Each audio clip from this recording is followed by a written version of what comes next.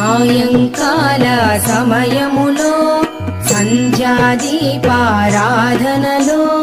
వచ్చును తల్లి మహాలక్ష్మి, వచ్చును తల్లి వరలక్ష్మి.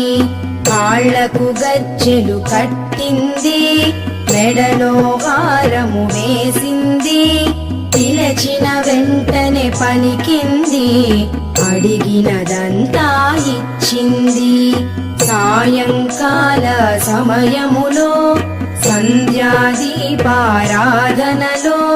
వచ్చును తల్లి మహాలక్ష్మి, వచ్చును తల్లి వరలక్ష్మి.